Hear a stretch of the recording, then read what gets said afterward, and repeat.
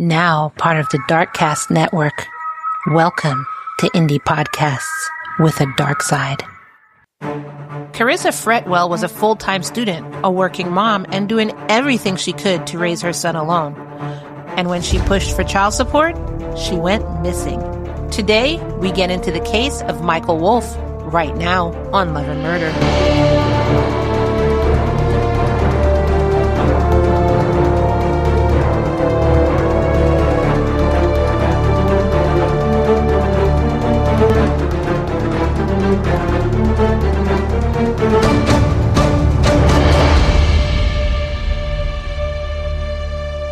Welcome, lambs. Welcome to Love and Murder, Heartbreak to Homicide. I am your host, Kai. And just real quick, if you hear like some pop-in sounds in the background, that is fireworks, and I couldn't help it. You're going to probably hear it in the recording. I don't know how great my microphone is at picking it out or drowning it out. So I'm just letting you know what that is. If you're new here, or if you are a returning lamb, then go ahead, take a seat, take a listen all the way to the end. And if you like my retelling, then don't forget to subscribe so you don't miss any other cases. If you didn't know, you could also subscribe on our Patreon, patreon.com/Love and Murder. And you can subscribe for free, where you do get some benefits for subscribing for free. But if you want to be a voice of the victim, if you want to help Love and Murder continue being on the air, and if you want to get bonus episodes, then go ahead and choose one of our paid tiers, patreon.com/Love and Murder. Right now, the last bonus episode that I put out was of this grown man who pretended to be a teenager and went back to high school. And then he did what teenage boys do, but remember, he's a grown man. So you want to check that out? Join the Patreon, get that bonus episode. And don't forget the Deadly Duo series is dropping on the 10th. So that's coming soon. Patreon.com/Love and Murder. Now grab your butts, grab your delicious glass of apple juice, and let's get to today's Love and Murder. On May 17th, 2019, a family member showed up at 25-year-old Karissa Fretwell's apartment in West Salem, Oregon. Right away, they said something felt off. The front door was unlocked, the TV was still on, and inside were Karissa's glasses and her bank card. Basically things that nobody would leave behind, you know? If you need glasses, where you going without your glasses? But Karissa was nowhere to be found, and neither was her 3-year-old son, William, who everybody called Billy. Both of Karissa's cars were still parked outside. Then they found out that she had missed 3 shifts at work, something she never did. Worried sick, the family member called Salem police and reported Karissa and Billy missing. The next day, on May 18th, Sergeant Jacob Burke and Detective Daniel Talon went to the apartment and confirmed everything the family member had told them. They immediately put out public alerts with descriptions of both Karissa and Billy. Karissa was described as 5'9", about 135 pounds, with blue eyes and naturally blonde hair that she dyed red. Billy was a 3-year-old white male, around 3 feet tall, 30 pounds, with blonde hair and blue eyes. Officers started interviewing Karissa's friends. Every single one of them said that they hadn't heard from her since May 13th. And a lot of them brought up the same thing. Karissa had recently been in court for child support with Billy's father. That same day, police found 54-year-old Michael Wolfe at his home in Gaston. He told investigators he had a, quote, intimate relationship with Karissa about 4 years ago, but says, I haven't seen her since a child support hearing on April 15th, so I don't know, officer. He said that he'd been at work at Cascade Steel from 6:30 a.m. to 6:30 p.m. from May 10th to May 13th. So clearly, I have nothing to do with this. I was at work. Karissa's loved ones described her as a remarkable young woman who worked hard and had big dreams. Even though her teenage years had been rough, she turned her life around and was all in on being the best mom she could be. While working a graveyard shift as a security guard at McMinnville Security Plant, she was also a full-time student at Western Oregon University, pursuing her dream of becoming an English teacher. Her mother, Nyla Bales, said, quote, she really loved that little boy. She loved that little boy so much. Billy was described as a, quote, energetic boy who kept her on her toes for sure, a child with a contagious smile. Her sister, Katrina Kent, described Karissa as a, quote, passionate and hard-working mom who loved her son more than anything. Karissa met Michael in 2015 at a Jimmy John's sandwich shop in McMinnville, Oregon. The then 21-year-old Karissa worked as a delivery driver for the restaurant while attending Western Oregon University. According to friends, she often delivered food to Cascade Steel rolling mills, where Michael was the supervisor. Michael then helped Karissa get a job at Cascade Steel, acting like he just, wanted to help her get on her feet. But it didn't take long before that mentor role turned into something else. According to her friends, Karissa had no idea Michael was married when things had started out between them. Her roommate later told investigators that she only found out after they were already sleeping together. Still, Michael kept up the lie. He was balancing a double life, his wife on one side and his girlfriend on the other. No one in his family knew about Karissa. He kept her a secret until early 2016, when the secret got harder to hide, because Karissa found out she was pregnant. When Karissa told Michael she was pregnant, his reaction, of course, was anything but supportive. According to friends, he immediately started pressuring her to get an abortion, but Karissa said no. That's when he switched gears to denial and avoidance. He said, well, fine then. I don't want anything to do with that baby, if it's even my baby, if your name is even Karissa. And he tried to cut her off completely. You know how those kind of gaslighting people are. I'm not going to say it's just men, but in this situation, of course, because it's a baby, it's going to be men. You know how some of those gaslighting men are? I didn't do anything. How do I even know it's mine? Suppose you were cheated on, you know what I'm talking about. But Karissa moved forward anyway. She gave birth to William Billy Fretwell in December 2016. After Billy was born, she took legal steps to establish paternity, and a DNA test confirmed what Michael had been trying to avoid all along. He was Billy's biological father. And if I was Karissa, I would have said, big surprise there. After Billy was born, Karissa took on everything herself. She moved into an apartment in Salem, where she balanced raising her son with finishing her degree. To make it work, Karissa juggled multiple jobs. She kept working at Cascade Steel for a while, then took a night security job at Yamasa Corporation in Salem. On top of that, she worked part-time at a deli just to keep up with the bills. Damn! And she was still going to school. Despite all of that, everyone who knew her said the same thing. Karissa was a hands-on, loving mom. She arranged childcare for her shifts, and when she was home, her time was all about Billy. But behind the scenes, things with Michael was getting worse. Karissa had been trying to get financial support, and Michael didn't make it easy. I mean, even though it came out to be his child, he's still not going to be like, well, okay, let me take responsibility. And, no, he's not that kind of person.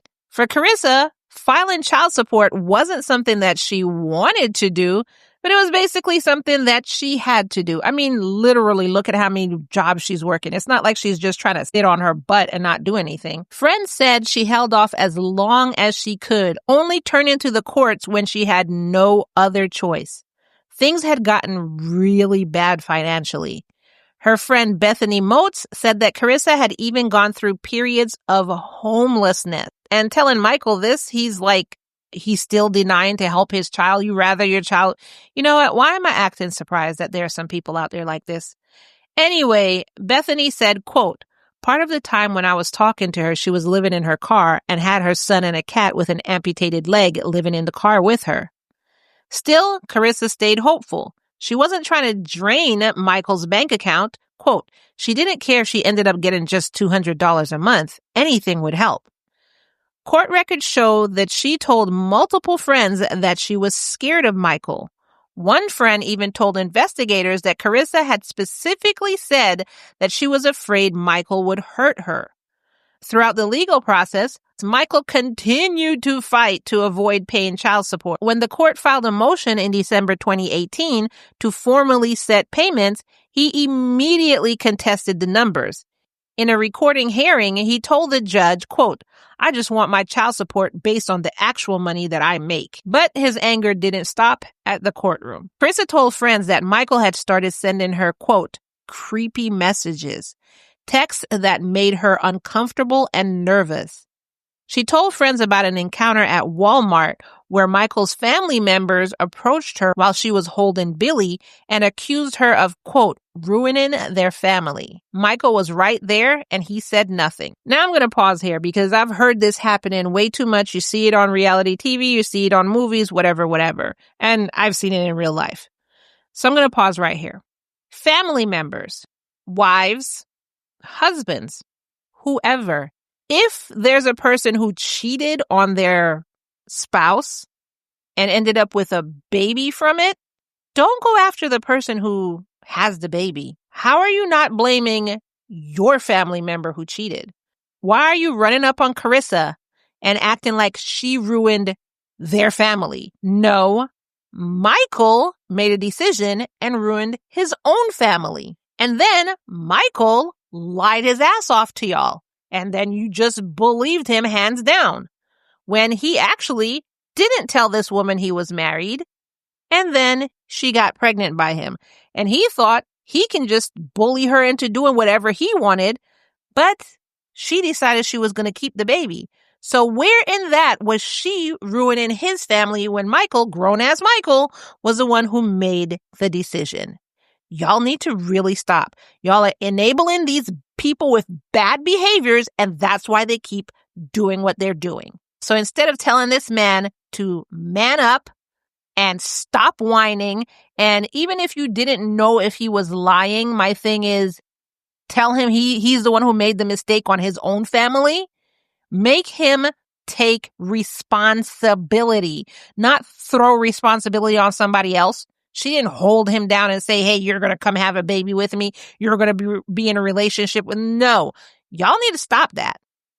And of course, while they're running up on her while she has the baby in her hand, he's just standing there like a lump of clay saying nothing. Like, "Yeah, she hurt me. The bad lady hurt me."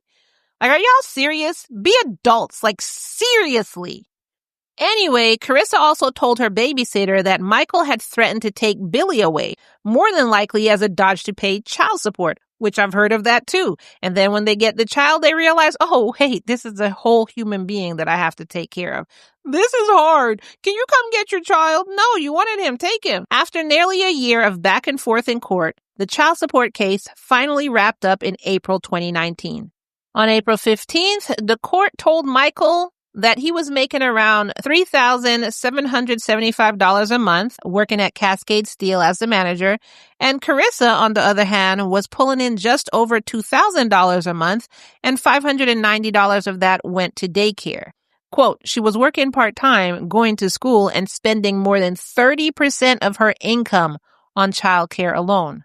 So the judge ordered Michael to pay $904 a month in child support, plus another $135.55 for Billy's health insurance. And the final support order was signed on May 10th. 3 days later, Karissa and Billy disappeared. As detectives dug deeper, it wasn't just gut instinct leading them to Michael. It was digital breadcrumbs, surveillance footage, and a timeline that told the truth, unlike Michael. And every piece of evidence that kept coming their way only pointed in one direction, to Michael Wolfe. So remember when the police first questioned Michael and he acted like he barely even knew Karissa? He said he didn't have her number, he said he didn't use Facebook, and he said he had no way of contacting her. That's what he told police. And remember that he'd told detectives that he had been working his usual 6:30 to 6:30 on May 10th to May 13th. Well, police brought him in for another interview on May 20th, and even after being read his Miranda rights, Michael stuck to his story. But police pointed out surveillance footage and phone records that told a different story. At Cascade Steel, cameras showed Michael leaving his work area on May 13th around 8:45 p.m. He hopped on a golf cart and rode to a carpenter shop before disappearing into the tree line that led to the parking lot.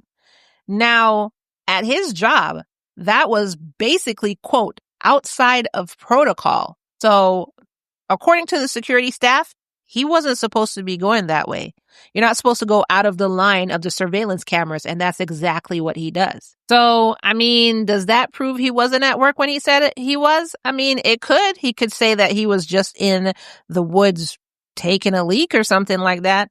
But footage later captured Michael returning around 2:35 a.m. on May 14th, coming from that same tree line, and this time carrying a white trash bag. Then at 2:52 a.m., he was seen leaving the main building again, still holding that same bag, but now in his work shirt. So whatever was in that bag, investigators said, it wasn't tools. If that wasn't enough evidence for him, phone records showed that he pinged at a downtown Salem tower near Karissa's apartment at 9 p.m. on May 13th. So what you got to say to that, Michael? Because he was supposed to be at work. Why is your phone near her apartment? The signal stayed there until after 9:42 p.m. Then by 1:38 a.m., it started heading north again, hitting towers along the way and arriving back near Cascade Steel at around 2:12 a.m. So that kind of corresponds with the surveillance footage. AT&T records showed that both Karissa's and Michael's phones were in the exact same place during that window. And even worse for Michael, text message sent from Karissa's phone to her job came from near his house, not her house. With everything stacking up, police had gotten search warrants for Michael's property and a second place near Hopewell. The warrants covered everything: clothing, DNA, fluids, credit cards, even tarps. So when they got to Michael's house, investigators recovered sedatives, drugs, quote, capable of sedating a human being on Michael's property. They also discovered that the day after Karissa and Billy vanished, Michael had bought rope and tarps, then made a trip to the dump. Detective Anthony Vandekopel wrote in his affidavit, quote, based on the interviews of Karissa's family and friends, I believe the only known person who would benefit from the disappearance or criminal homicide of Karissa and William is Michael. So remember, he was in for the interview and, detectives were showing him all this evidence. They couldn't hold him. Basically, that was still circumstantial evidence. So that's why they were still running around collecting hard evidence. That's when they got the warrant to go to his house and everything like that. So between the time they interviewed him for the second time on the 20th and May 24th, Michael had just basically disappeared. I don't know why they didn't have somebody on him. I guess you would call that harassment, but they weren't really watching him, and now they don't know where he is. So they're doing a search for him, and they finally caught up with him at a Blue Star Donuts in Portland, Oregon. And that's where they arrested him. Then on June 15th, a search team of about 40 people found Karissa's and Billy's bodies deep in the Oregon woods, exactly where Michael didn't think anyone would look. They were on private timberland property roughly 10 miles west of Yamhill, Oregon. The location was nearly inaccessible. Dense forest, winding logging roads, no reason for anyone to be out there unless they knew the land well. Sheriff Tim Svensson said the bodies were found by McMinnville fire crew within 2 hours of starting that day's search.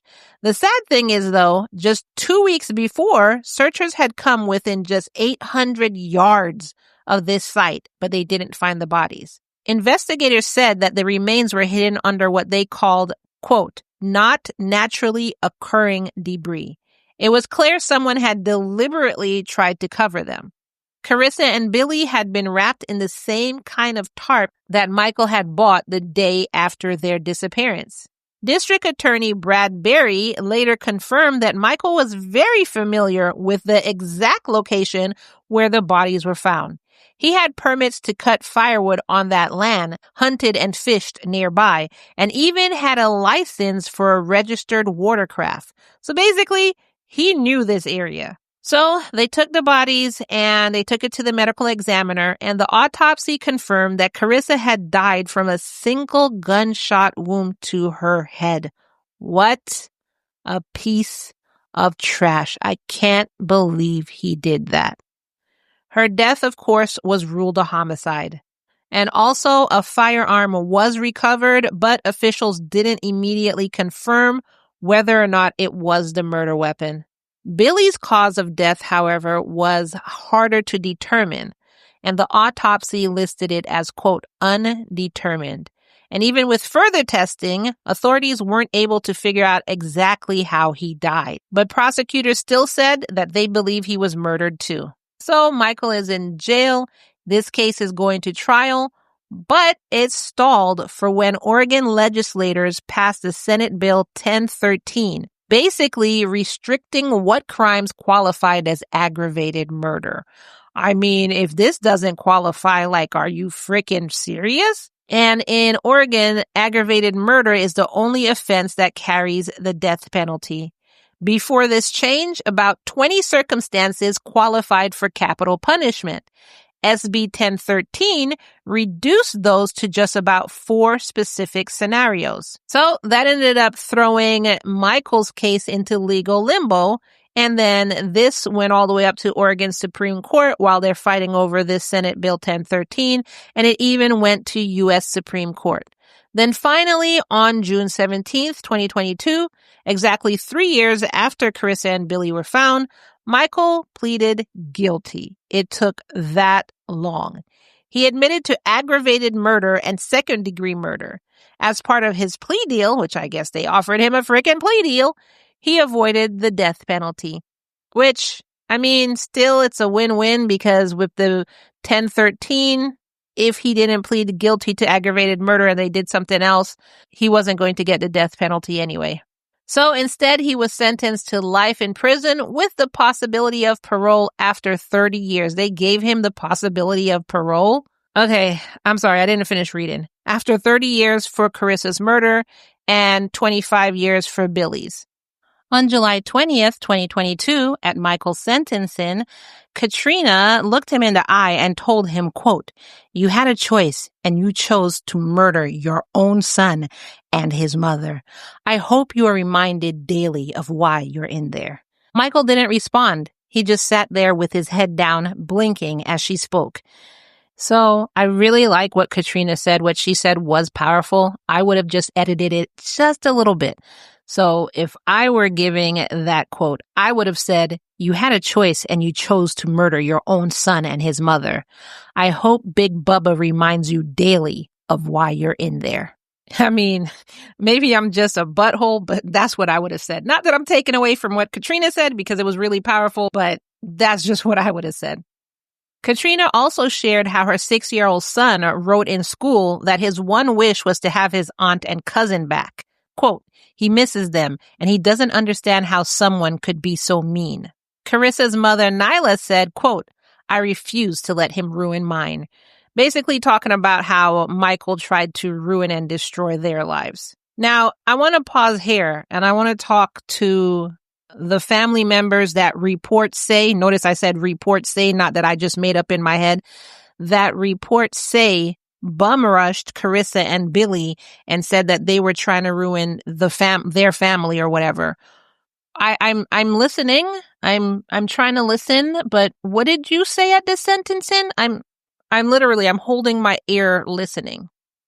Like, you blame this woman for something that this grown man did.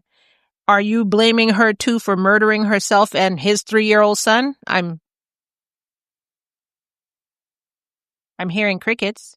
And again, don't come from me. I didn't make this up. This came from reports. So if you're saying you didn't do that, and what am I talking about? Again, go to the bigger news articles because that's what it was reported. And I'm not talking to his family members who didn't do that or sees what is wrong with what Michael did. I'm talking to the ones who reports said bum rushed this woman and her child. DA Brad Berry told reporters that while the deal was imperfect, they put that plea deal in place to save the family from the emotional toll of a full trial. Quote, "This case has been our office's top priority since 2019, and if we went to trial, this could have dragged out for years." So I understand why they gave a plea deal. I mean, I understood it before because, they were already dragging it out with this Senate Bill 1013, so I understood. Now, even though Michael received credit for his time already served, his earliest possible release date won't come until he's in his 60s.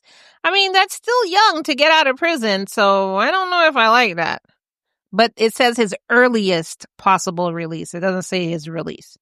So that is the case of how a man thought to murder a woman and his own 3-year-old son. 3-year-old flesh and blood, as opposed to paying child support. I want to know what your mindset was. Did you really? Yes, he thought he was going to get away with it. He really did. He tried everything he could do to get away with it. And in the end, look, you're not going to get away with murder. So just get over that. Stop thinking about ways to get over it. Just stop. If you make a mistake, deal with the consequences. But then again, I kind of blame some of his family members who were enabling his bad decisions. Some of them, not all. If you make a mistake, and if your family member makes a mistake, they need to deal with the consequences. Consequences meet actions. They need to deal with the consequences of their actions. You cannot save them from everything, because look at what happened now. You didn't let him deal with the consequences of his actions. You blamed somebody else for it, and he really thought he could do whatever he wanted, to the point that he murdered a 3-year-old and a woman. So you wanted to keep your family, I guess. You didn't want it to ruin your family. You didn't want to share your money or whatever. Now look at where you are. Now look at where you are. You don't have your family. You don't have your money. Look. But you got Big Bubba, I guess. So if you are experiencing domestic violence, call the National Domestic Violence Hotline at 1-800-799-7233 or go to thehotline.org. All calls are toll-free and confidential, and this includes if you have some guy who doesn't even live with you, but he's sending you threatening text messages. If you don't know what to do from there, then call this number or go to the website, and they'll give you some advice on what to do. 1-800-799-7233. All calls are toll-free and confidential, and the hotline is available in more than 170 languages and 24/7. What did you think of this case? Let me know your thoughts in the comments below as usual. You already heard my comments. You already heard my thoughts. So let me know yours below. And before I go, let me tell you about this new series that's coming out in the Patreon. It is called Deadly Duels. The first episode lands on the 10th of this month. And that first episode is a doozy. This first episode actually will be a freebie, so you can get to know what the Deadly Duels bonus is about. But after this first episode, it is going in the $10 and above tier. And so if you want access to the Deadly Duels series, then go ahead and join our Patreon, patreon.com/loveandmurder. Not only that, but you do get other bonus episodes. So at the $10 a month tier, you get like 2 bonus episodes. You get all the case extras. So that's case files, photos of the crime scenes, if it's available, etc., videos of the trial, stuff like that. And most importantly, you also become a voice for the victim because you help me continue on with this podcast. So you become a voice for the victims as well. Just like the victims of Karissa and Billy, we needed to get this story out there and tell Michael and whoever was supporting Michael that Michael is a piece of shit and we don't stand for that bullshit. Pay your child support. Just deal with whatever it was, consequences that you decided to go into. So like I said, you help to become a voice of the victims through me. Patreon.com/loveandmurder. So the case that we have coming out on the 10th is the suitcase murderer. That when I say this case is a doozy, this case is a doozy. So go ahead, join the Patreon for free, patreon.com/loveandmurder, so you don't miss that first episode of the series. Because like I said, it's going to be free for the first episode. And if you like it and you want to get more episodes from the series, then join our Patreon at the $10 and above tier. I look forward to seeing you in there. Like truly, I do look forward to seeing you in there. I love my lamb fam and I love my lambs even if you're not into Patreon. Patreon.com/loveandmurder. And as I end each full episode, I want to remind you that it's, say it with me now, all love and no murder, y'all. Thank you for joining me. Hey, I might do just an episode of reading your comments just because whenever I get to the end of a case, sometimes I don't feel like reading comments because my throat hurts already from recording. So I might just get on here and do just one episode of your comments to catch up on your comments because I love when y'all leave me comments and I don't want you to stop. So that might happen soon. Anyway, thanks for listening. Thanks for your support. And I will see you in the next episode. Bye.